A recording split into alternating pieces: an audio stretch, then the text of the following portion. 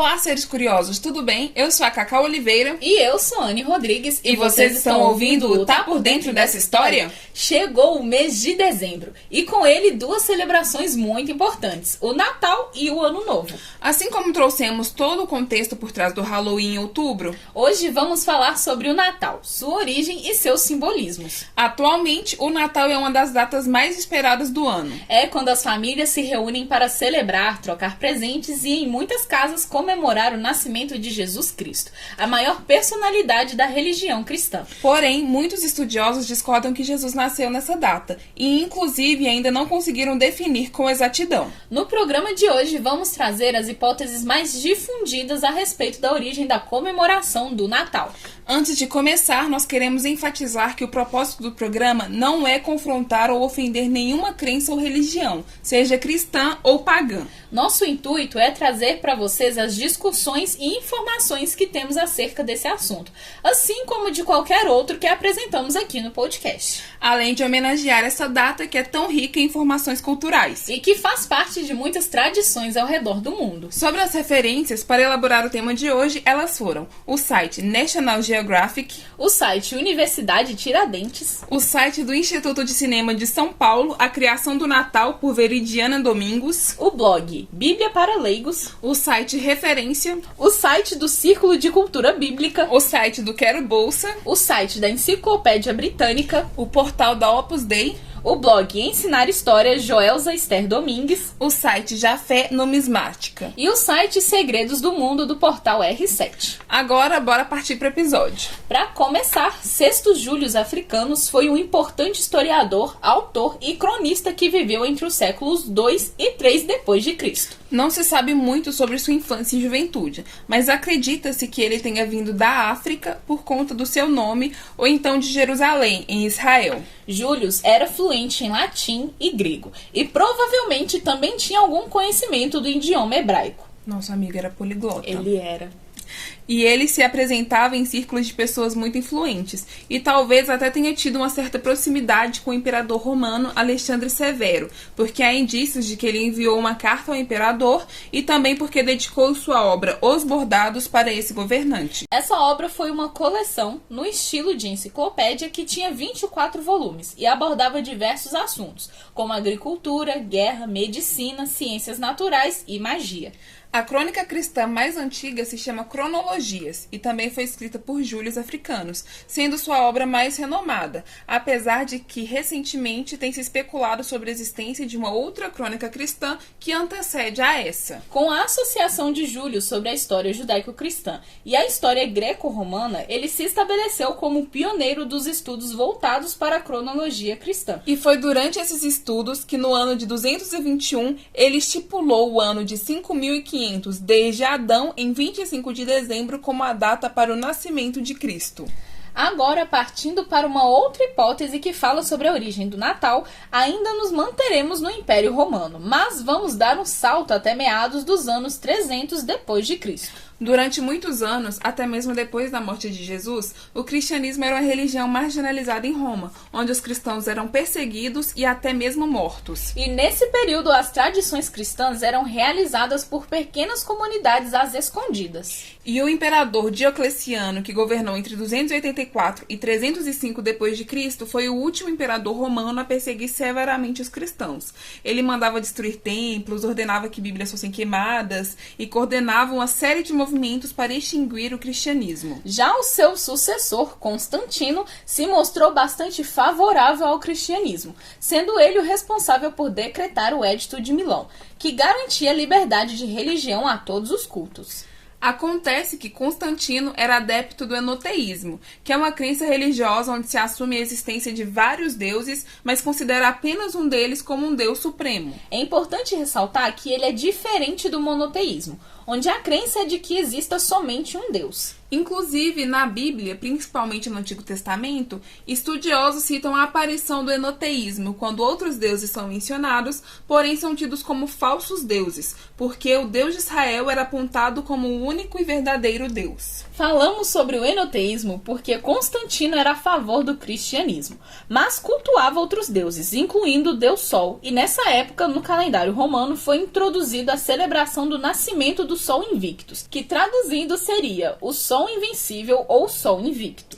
Essa celebração acontecia para comemorar o surgimento do sol depois que o inverno passasse, o fim das colheitas, o abastecimento de alimentos para o período de frio e a fartura conquistada nos períodos passados. A comemoração do Sol Invicto seguia uma outra festividade romana, que inclusive foi tida como a mais popular dos festivais romanos. Essa festividade era a Saturnália, feita para homenagear ao deus romano Saturno, que seria o equivalente ao deus grego Cronos. Aliás, a Crônia era um festival ateniense dedicado ao deus Cronos e se assemelhava muito à versão romana da festa. Durante a Saturnália, que ocorria no dia 17 de dezembro e se estendia para 3 e depois para 7 dias, todo o trabalho e negócios eram suspensos. As pessoas escravizadas tinham liberdade temporária para agir com suas próprias vontades, e algumas restrições morais eram aliviadas. Um rei falso era escolhido e a saudação Io Saturnalia era ouvida por todos os lugares. Nos dias finais da celebração, faziam-se presentes de velas, modelos de frutas e estatuetas eram moldadas em cera.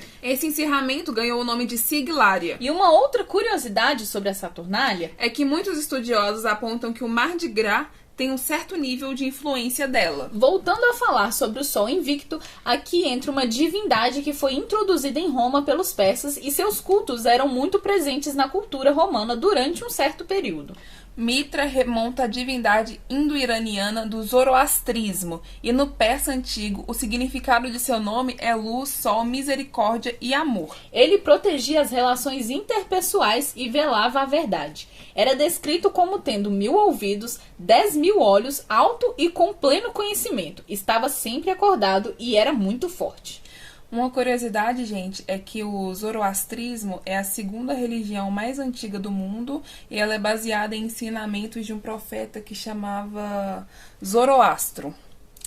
E também na Índia tem um Mitra, uma versão do Mitra, que é mais um estado de espírito do que uma divindade. E ele é responsável por harmonizar e construir. Um fato é que tanto na Índia quanto na Pérsia, Mitra representava a justiça, a aliança e também era o deus do sol ou da luz. Ele protegia os fiéis e punia os infiéis. O historiador grego Plutarco teorizou que os romanos conheceram o culto a Mitra através de piratas cilícios em 67 a.C. O culto acabou se distanciando das culturas persas e indianas e havia sido helenizado. Quando esse termo helenizado é usado, ele é para se referir a algo como helenístico, que é uma maneira de dizer que aquela tradição, cultura ou até mesmo aquela pessoa passou a ser caracterizada como grega.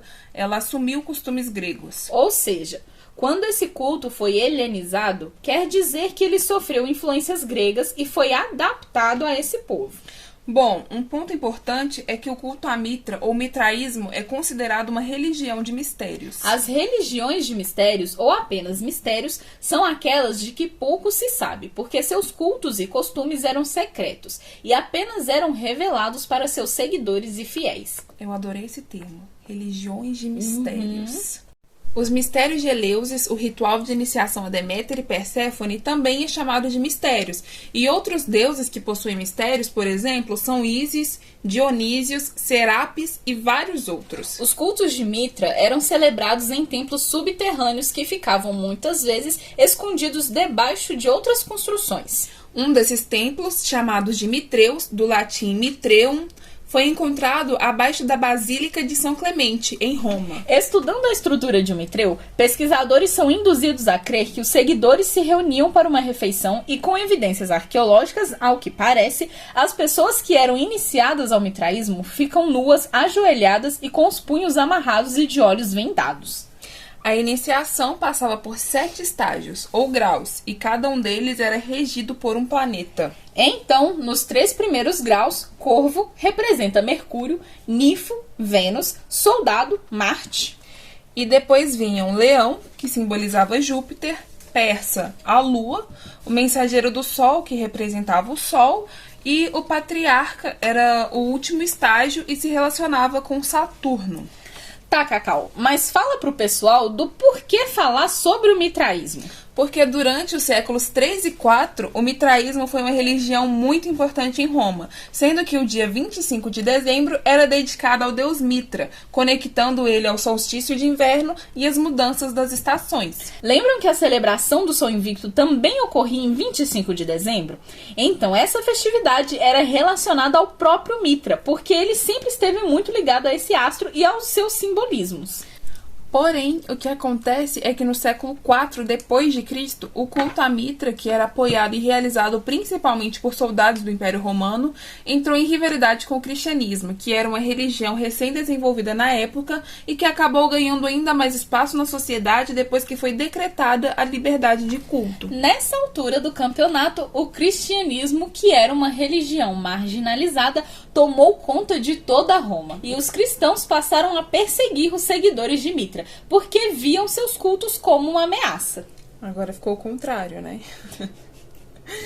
E como vimos em outros episódios aqui do podcast, como naqueles em que falamos do Halloween, a igreja passou a modificar as tradições ligadas a Mitra, olha que legal, e a celebração do Sol Invicto. A partir daí, os cristãos começaram a assumir que o nascimento de Jesus realmente se deu em 25 de dezembro. E eles atribuíam o nascimento do Sol ao próprio nascimento do Filho de Deus. Uma das problemáticas dessa questão é que essa apropriação que a igreja supostamente fez para assumir uma data de comemoração pagã como data do nascimento de Jesus Cristo demonstra uma grande indiferença em relação às crenças e práticas do paganismo, quando por muito tempo a própria igreja se empenhava horrores para se diferenciar dos costumes das religiões não cristãs. E aqui a gente fala supostamente porque, lembrando, não existe uma teoria concreta de quando se deu o nascimento de Jesus. Então, muitas das hipóteses abordadas aqui são baseadas em pesquisas de historiadores e tudo mais. Porém, também em muitos pontos que não se alinham bem.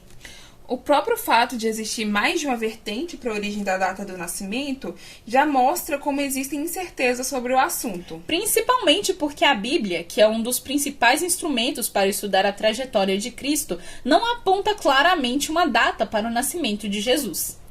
Então aqui fechamos mais uma das hipóteses. O Natal começou a ser celebrado em 25 de dezembro durante o reinado do imperador Constantino no século IV, como uma forma que a igreja tinha de destruir a predominância das culturas pagãs em Roma, ganhando assim influências do culto a Mitra, das celebrações do Sol Invicto e da Saturnália. Tem uma outra versão de pesquisa que sugere que o dia 25 de dezembro se tornou a data do nascimento de Jesus por um raciocínio onde a criação do mundo se deu durante o equinócio da primavera. E que no quarto dia da criação, quando foi feita a luz, Jesus foi concebido, ou seja, 25 de março. Então, 9 meses depois, em 25 de dezembro, ele teria nascido. E uma outra curiosidade é que por muito tempo o aniversário de Jesus era comemorado no mesmo dia que ele foi batizado, que é 6 de janeiro.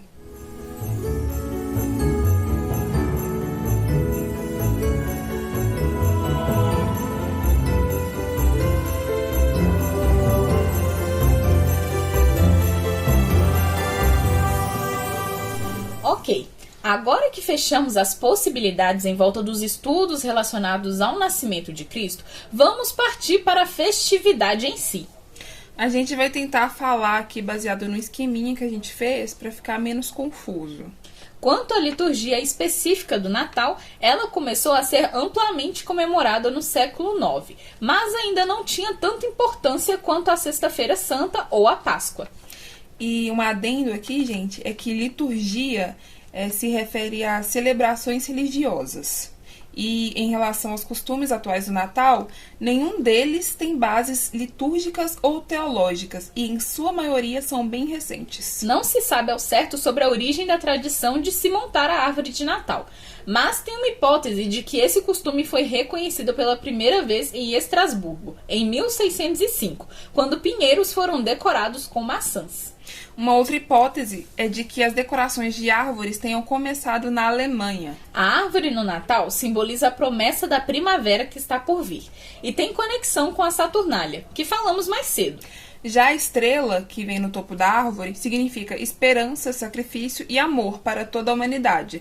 E ela também se relaciona com aquela história bíblica, onde a estrela de Belém guia os 3 reis magos até o menino Jesus. O calendário do Advento possui 24 aberturas, uma para cada dia que antecede ao dia 25.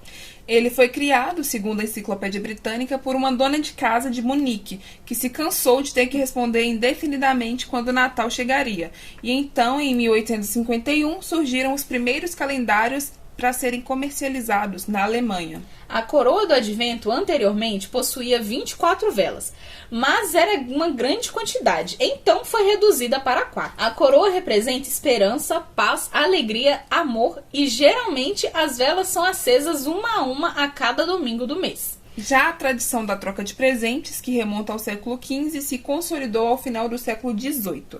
E, teologicamente, essa prática lembra os presentes dados ao menino Jesus pelos reis magos que o visitaram. Esse costume também contribuiu para estabelecer o Natal como uma data secular focada na família e nos amigos. A noção de que o Natal é um feriado a se comemorar com os entes queridos pode ser vista na prática de enviar cartões de Natal, que começou com o século XIX, assim como também nas canções natalinas, como Deck the Halls. Além do mais, em alguns países como Áustria e Alemanha, a troca de presentes fazia uma referência ao próprio menino Jesus, que é visto como um doador de presentes às famílias.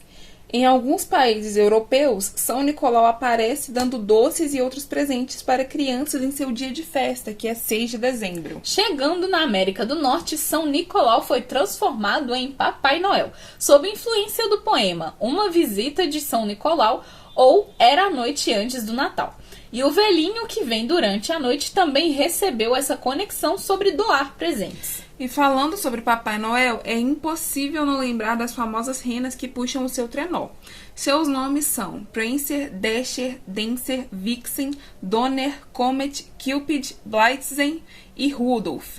E sendo que esse Rudolph é aquele que tem aquela rena que tem o narizinho vermelho, e ela lidera o grupo porque ela é toda brilhantezinha, cheia de luzes e amor, para guiar as outras renas sobre o céu escuro de Natal. Que lindo.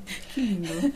O visco atualmente é usado no Natal e até em casamentos, mas desde muitos séculos atrás ele é considerado uma planta mágica, misteriosa e sagrada, e também é visto como um elemento de proteção.